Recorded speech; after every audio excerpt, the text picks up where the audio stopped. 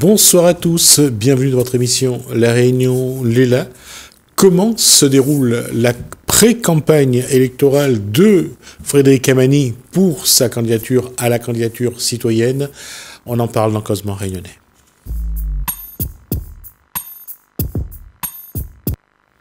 Bonsoir Frédéric Amani.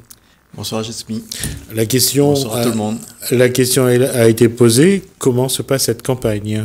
Nous sommes sur la fin de cette première phase de campagne. Je vais être peut-être resituer. On va resituer d'abord l'action menée par Frédéric Amani. Je me présente au présidentiel 2022 en passant par une première candidature sur la primaire populaire.fr qui est une plateforme, une primaire ouverte à tous les citoyens de France. Voilà. Alors cette primaire, généralement, donc c'est une plateforme donc pour une candidature citoyenne.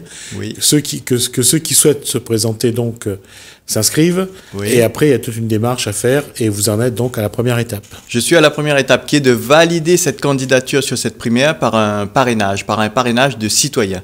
Pas le parrainage des élus qui sera au mois de février, mais le parrainage des citoyens à l'heure d'aujourd'hui, qui consiste à aller sur le site primairepopulaire.fr, www, à cliquer sur « Je parraine », 2 fois même, parce qu'il y a « Je parraine », ça revient sur « Je parraine », à proposer quelqu'un d'autre en termes de candidat. Donc c'est un rond noir avec un point d'interrogation, à s'inscrire. On vous demandera une adresse mail et un numéro de téléphone, et à entrer mon nom, mon prénom, Frédéric Amani, et j'obtiens un soutien comme ça pour valider ma candidature. Il en faut 500, et figure-toi que je suis apparu comme étant proche des 500. D'accord. Donc, entre les 400 et les 500 soutiens, donc il doit me rester une centaine de soutiens. Donc, je fais un appel. Vous qui avez vu déjà passer ma candidature, ou vous qui voyez pour la première fois ma candidature présidentielle 2022, ça permettra à La Réunion d'avoir un citoyen réunionnais candidat au présidentiel 2022. Et donc, ça nous ouvre une énorme possibilité de communication sur nos initiatives, aussi bien locales, sur notre pensée réunionnaise, aussi bien en local qu'au niveau national. Et sur le terrain, la campagne, j'allais dire, bat son plein, puisque d'abord, Frédéric Amani est tout seul à le faire, apparemment. Alors, qu'est-ce que vous avez fait ce week-end? Ce week-end, j'ai tracté, je suis passé au marché forain. Saint-Paul, je suis passé aussi à un marché de producteurs à Saint-Pierre. Faire connaître ma candidature, faire connaître la volonté, faire connaître aussi le collectif, c'est-à-dire que nous parlons un peu de ce que nous proposons. Et d'ailleurs, alors, on va d'abord parler de ce que vous proposez, mais juste avant, je vais demander, c'est que avec les gens que vous rencontrez, à qui vous donnez vos tracts, quels sont les éléments des échanges? Les éléments sur lesquels nous allons échanger, c'est la... Non. Qu'est-ce que les gens vous demandent pour l'instant, que vous avez rencontré sur le marché forain? Qu'est-ce que vous demandez? Mais vous allez au présidentiel de quoi? La première question est celle-là. Parce que je vois bien que dans la tête de beaucoup de monde, les présidentielles, c'était comme si c'était quelque chose qui ne nous concernait pas, nous Réunionnais. Il y a une certaine distance avec la France qui fait que ça ne vient pas automatiquement président de France. D'accord. Voilà. Et quand vous leur dites que vous allez vous présenter à l'élection présidentielle, il y a de la surprise. La réaction. Il y a une certaine surprise. Il y a un bon moment avec certains de sourire, de rigolade. Mais ensuite, quand je leur explique le projet, ils comprennent. Ils comprennent que c'est une possibilité d'ouvrir une voie de communication pour l'île de La Réunion. Ils comprennent que c'est une possibilité aussi de faire entendre nos préoccupations, notamment au niveau de la situation sociale, au niveau de la situation de chômage, tous ces problèmes-là, mais aussi au niveau de la situation écologique française, la problématique globale. Et finalement, on débouche sur des conversations sur lesquelles ces personnes amènent leur rapport. Voilà. Et il n'y a pas eu de personnes qui vous ont demandé pourquoi vous faites ça Si. Et je leur ai répondu. D'accord. Et ça les a rassurés ou ça... À la fin, ils repartent avec... le tract. Voilà, avec le tract et avec les formalités. Il y en a même qui ont fait directement avec moi. D'accord. Donc les procédures de soutien, rapidement, donc ce qui m'a permis de les aiguiller et de les encourager à le faire avec des membres de leur famille ou de leurs amis qui sont sensibles à la cause sociale réunionnaise ou à la cause réunionnaise ou à la cause française. et même mondial. On est à un Alors, niveau... avant de parler, de voir un petit peu le contenu, est-ce qu'on peut rappeler quelle est la motivation de Frédéric Kamani dans cet exercice qu'il met en place? Moi, je me dis que c'est une possibilité unique d'ouvrir une énorme brèche de communication pour mettre en avant tout ce que nous pensons, nous disons, nous faisons tout au long de l'année, mais qui est confronté dont l'action est limitée par l'inertie politique actuelle, par l'inertie institutionnelle actuelle, qui fait que, par exemple, si je viens sur juste un exemple, l'autonomie alimentaire, la sécurité alimentaire, ben, nous en parlons, tout le monde voit la nécessité, mais dans les faits, nous ne voyons pas les actions. Et cette démarche-là, elle ouvre des perspectives sur quoi? Cette démarche-là, elle ouvre des perspectives, d'une part sur l'influence qu'on amènera dans les prises de décision de politique publique. Ça veut dire, ça nous amènera une influence, nous, citoyens, dans notre vie quotidienne, au final, et dans la configuration de notre environnement, l'amélioration de notre situation. Si nous ne prenons pas, et ça peut aller très très haut, parce qu'une présidentielle, ça nous permet justement d'avoir une audience à un niveau très très élevé. Arriverons-nous au niveau carrément présidentiel, au niveau ministériel? Mais quel que soit, si le chemin il est fait, et ça ne dépend que de nous, ça ne dépend que de nous. Si le chemin il est fait, ça nous ouvre vraiment des opportunités de communication dans un premier temps, mais d'action dans un deuxième temps, et notamment sur la période 2022-2027 aussi. Il ne faut pas penser les élections présidentielles comme un coup, comme une occasion unique. Non, c'est toute une période de travail qui s'ouvre pour nous, où je vous invite de 2022 à 2027, pour poser nos ambitions, mais aussi poser nos actions, et notamment dans les échéances électorales locales. Frédéric Kamani, il y a une chose que je vais vous demander, j'espère que ça ne va pas vous blesser non plus, mais est-ce que vous êtes conscient que parfois, pour des gens qui vivent ici, à La Réunion, à 10 000 km de Paris, que c'est pas facile de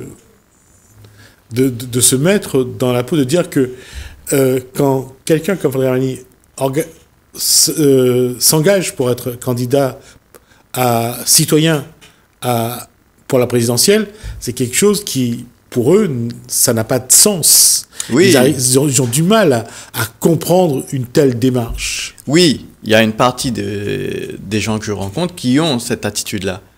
Mais je dirais ce qui est important pour moi, et ce qui est important pour nous, c'est que les gens qui sont sensibles à cette démarche, qui comprennent l'objectif de la démarche, qui comprennent ce dans quoi je souhaite les emmener, dans quelle aventure je souhaite les amener, et dans l'avenir, aussi bien l'avenir à court terme que l'avenir à long terme, ce qui est important, c'est ces personnes-là qui sont sensibles, qu'eux se mobilisent. Parce qu'on dit souvent, le mal, il arrive aussi par l'inaction de ceux qui comprennent, mais qui ne font rien. Et c'est surtout ces personnes-là. Je crois que c'est Albert Einstein qui disait ça. Albert Einstein, ça a dû être repris par Martin Luther King.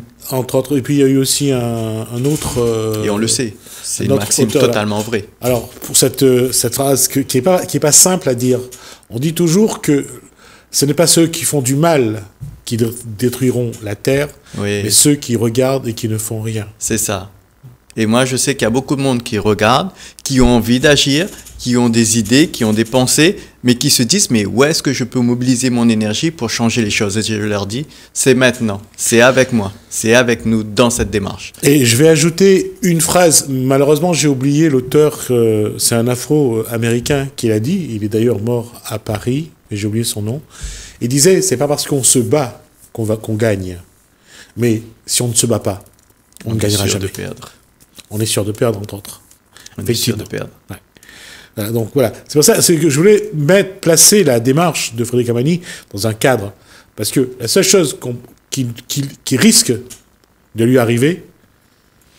Je reprendrai ma vie? Non, c'est de gagner. La seule chose qui risque de lui arriver, c'est de gagner quelque chose. Oui, oui. Et Nelson Mandela le disait toujours, je ne perds jamais. J'apprends. Soit je gagne, soit j'apprends. Ouais. Mais la possibilité de gagner, elle est réelle. Ouais. Ce ne sont que des mathématiques et nous sommes les plus nombreux. Si nous prenons conscience rien que de ce fait-là, c'est-à-dire qu'une population est plus nombreuse que ses dirigeants, mathématiquement nous gagnons et nous gagnons aussi dans nos vies de tous les jours, au quotidien. Et en fait, c'est la somme des actions individuelles qui fait que. Donc, chaque individu que vous êtes, j'ai envie de vous inviter à vous positionner. Alors, je vais quand même reprendre ce que je viens de dire. Soit je ne perds jamais, soit je gagne, soit j'apprends. Alors, j'espère que c'est pas Gandhi qui l'a dit, parce que dans ce cas-là, je me serais trompé quand même pas mal. Alors, c'est soit Mandela, soit Nelson Mandela, soit Gandhi. Pour l'instant, je vous donnerai je vais quand même vérifier ce que j'ai dit après. Mais de grands hommes. La question, encore une fois, là-dessus, Frédéric Camani, c'est dans le contexte actuel, en plus un contexte qui n'est pas simple, Oui, aussi au niveau mental que psychologique, comment faire comprendre à des individus que il faut pas rester sans rien faire. Il faut essayer de réfléchir, il faut essayer de trouver des postures, il faut avancer, il faut créer. Il faut continuer. C'est un petit peu ce que Frédéric Camani essaye de faire. Tout à fait. Je le fais par l'exemple, c'est-à-dire par le fait d'agir, tout simplement, se mettre en mouvement. Pour moi, il est important de ne pas rester recroquevillé, mais de se continuer à chercher comment se déployer, comment agir, comment faire ce qu'on a envie de faire dans tous les domaines. Mais voilà, ne pas se laisser limiter par le contexte. Ça demande un effort parce que le contexte est pesant, parce qu'il est lourd, mais nous pouvons faire l'effort. Et c'est là peut-être aussi que la difficulté progresse, grandit. C'est que lorsque on est dans ce genre de démarche, on est tout seul. Le départ est un...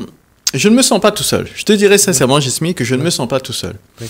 J'ai pris cette posture de dire que cette première phase, qui est une phase un peu compliquée, parce que comme le projet paraît grand, comme tu le disais à un moment donné, le projet, faut pas avoir peur, quoi, tout simplement. Et dans cette phase, comme la dernière fois où les amis sont venus avec moi, il y en a d'autres qui sont avec moi sur le terrain, nous sommes des gens de la société. C'est-à-dire que nous avons nos occupations, nos familles, nos amis, toutes nos préoccupations logistiques aussi, tout ça à faire. Et donc notre temps est restreint. Ce qui veut dire que ceux qui participent à cette démarche ne sont pas disponibles continuellement comme dans une équipe de campagne, j'ai envie de dire, configurée politique, telle qu'on l'a connue par le passé. Et je ne me sens pas tout seul parce que j'ai toujours du soutien, tous les jours, régulièrement, des gens qui m'appellent ou des gens qui viennent me voir, ou tout simplement des gens avec qui échanger, mais qui participent aussi, qui préparent. D'ailleurs, je remercie 2 personnes qui se reconnaîtront, qui m'ont préparé, pour l'un, une page Facebook de communication, et pour l'autre, un site web. Et ça se fait, tout ça. Aujourd'hui, est-ce que le public réunionnais est mieux au courant de la démarche? Est-ce que cette démarche est mieux comprise? Où en est l'information et la communication? La démarche est mieux comprise. Il me semble que aujourd'hui, les gens que je rencontre ont entendu parler d'un Réunionnais qui allait au présidentiel. D'ailleurs, il y a un deuxième, même un troisième, que j'ai vu dans la presse en début de semaine. Donc, ça commence à faire son bonhomme de chemin et les gens connaissent. Par contre, ils ne connaissent pas la procédure. Ils confondent souvent la procédure de soutien en pensant que c'est des soutiens d'élus. Et ça, il y a une incompréhension à ce niveau. C'est pour ça qu'il est important de préciser que c'est des soutiens de citoyens dont nous avons besoin. C'est une démarche d'abord citoyenne. C'est une démarche citoyenne. Je suis un candidat sans étiquette, donc non lié au parti. Ce qui va nous donner, ce qui me donne déjà une grande possibilité de solutions, de diversité de solutions, de possibilités et d'actions. Quelle va être la prochaine démarche? La prochaine démarche va être d'informer sur le contenu, sur notre orientation, qui est une orientation qui se veut en rupture par rapport à ce qui était proposé et qui est proposé actuellement. Est-ce qu'on peut avoir quelques grandes lignes? Alors, concernant l'île de la Réunion et même les Outre-mer en général, par rapport au décalage que nous avons concernant les indices INSEE, taux de chômage, on est pratiquement, ils sont à 10%, on est à 30%, de 25-30%. Quand ils sont, on parle de métropole. Hein. Oui, de la France hexagonale. Taux d'illettrisme, ils sont à moins de 11%, il me semble. Nous, on est à 22%, 22-23%, suivant les chiffres statistiques. Et le troisième, c'est le taux de pauvreté où nous sommes à 40% quand là-bas, il plafonne pour le département de Creuse, je crois, à 14%. Et jusqu'à maintenant, la politique qui était menée, proposée, défendue, c'est celle de l'égalité de moyens. Non. Nous irons et nous voulons aller, mais nous irons vers l'égalité de résultats. On ne peut pas dire que nous sommes des Français égaux si nos conditions de vie ne sont pas à la hauteur des conditions de vie des Français d'Hexagone. Et c'est le cas aujourd'hui. Donc, nous dire qu'on va nous donner les mêmes moyens des Français d'Hexagone, alors que nous avons des conditions beaucoup plus compliquées, à mon avis, n'est pas à la hauteur d'une politique nationale. C'est clairement pas à la hauteur d'une politique nationale. Une politique nationale doit avoir à cœur de traiter tous ces territoires de la même manière et aussi de faire en sorte que tous ces territoires soient au même niveau. Et actuellement, il y a une énorme discrimination pour les Outre-mer. La Réunion et tous les autres Outre-mer. Mayotte, Guadeloupe et tout le reste. Donc, voilà une orientation très forte que nous prenons. Mais cette orientation très forte, elle doit aussi porter des projets pour essayer de rétablir ce déséquilibre. Tout à fait. Quels vont être les éléments sur lesquels vous allez travailler, vous allez essayer de construire un projet autour? Nous restons toujours sur l'égalité. Ce qui va être important de comprendre par rapport au programme que nous allons mener, c'est que nous sommes sur un principe d'égalité entre tous citoyens français. Ce qui veut dire qu'aujourd'hui, au niveau des ressources, au niveau de la fiscalité qui nous est appliquée, au niveau des impôts, il y a énormément de disparités au niveau national. C'est-à-dire nous avons des régimes d'impôts qui privilégient certains et favorisent d'autres qui sont en plus, j'ai envie de dire, contre-productifs. Parce que nous perdons de l'argent, le pays perd de l'argent, et d'autre part, cet argent perdu ne permet pas de déployer des politiques de rattrapage, ne permet pas de déployer des politiques qui permettraient de résoudre les problèmes que nous avons. Donc, sur cette base égalitaire, nous avons à récupérer des sous, des moyens pour les redispatcher. Nous allons être sur un principe d'égalité et de partage des richesses, clairement, de manière à pouvoir déployer les moyens à toute la population française, et dont les Outre-mer. Est-ce que aujourd'hui, de par la structure des institutions, pour parvenir à avoir un peu plus de marge de manœuvre, il est besoin de revoir les institutions? Oui, nous avons besoin de revoir les institutions parce que pourquoi? Parce qu'il faut absolument, ça aussi c'est une orientation forte de notre programme, il faut absolument que le citoyen puisse émettre ses idées, puisse intervenir sur la politique publique, donc l'orientation des politiques publiques au sein des institutions. Ça veut dire qu'on va devoir mettre en place des réformes pour associer aux institutions actuelles des institutions prenant en compte de manière l'avis des citoyens et des avis décisionnels. Donc ça aussi, c'est quelque chose qui n'existait pas et qui n'existe pas. C'est-à-dire un endroit où entre les 5 ans, là, entre les différents mandats, où le citoyen peut s'exprimer, mais de manière décisionnelle. L'augmentation de la population aujourd'hui fait que j'allais dire, la démocratie directe ne peut pas exister dans des pays où le taux de la population est élevé. Comment aujourd'hui, bon, on l'a vu ce qui s'est passé en Suisse, en Allemagne aussi, il y a eu des tentatives. Oui. Enfin, en Suisse, c'est effectif. Ouais. En Suisse, la population donne son avis sur des projets, vote ou consolide une décision d'une commune. Non, la population émet aussi des propositions qui vont ensuite être évaluées par le reste de la population. Donc, c'est le référendum d'initiative citoyenne qui existe, qui est un processus où les citoyens sont décisionnels et qui se déploie à l'échelle du pays. Oui, mais ça a montré ses limites, c'est ça? Ah, tout à fait. C'est-à-dire qu'un seul... Il y a différents outils pour faire en sorte que les citoyens interviennent dans la politique publique, interviennent dans les décisions du pays. Il y a différents outils, il y a différents moyens. Et nous n'allons pas... Ces moyens sont à notre disposition, nous les connaissons aujourd'hui. Le référendum d'initiative citoyenne, le tirage au sort, les jurys citoyens, il y a un ensemble d'outils, il y en a d'autres encore. Hein. Tout ça doit être comme un couteau suisse. un apanage technique pour faire en sorte que, suivant le cadre géographique, c'est-à-dire qu'on ne va pas décider pour une commune à l'échelle de la nation. Ouais. On va décider à l'échelle de la nation des problématiques qui concernent tout le monde. Ouais. Mais on peut avoir, et ça se fait à la carte, pour les différentes institutions que nous avons, les communes, les départements, les régions et les EPI, chacun les EPCI aussi, chacun son cadre d'intervention des citoyens, de la population dans la problématique posée. Définir le cadre de la problématique et définir les moyens d'y répondre en y associant les populations de manière décisionnelle.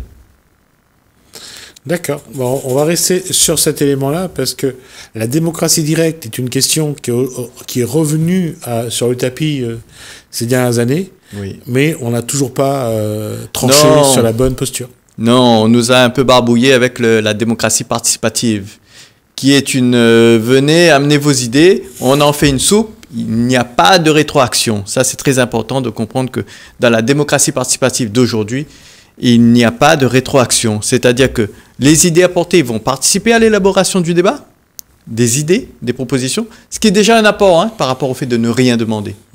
C'est ce qu'on appelle la consultation citoyenne. C'est déjà un apport. Mais toute la prise de décision se fait sans le citoyen après. Donc son avis, on le prend ou on ne le prend pas, on le transforme ou on ne le transforme pas. Et ça, c'est pour moi une sorte de manipulation. Ce n'est pas une démocratie au sens démocratie. D'accord. Merci Frédéric Amani pour ces explications. Merci à vous de nous avoir suivis. Merci à tout le monde. François. Je vous dis à bientôt.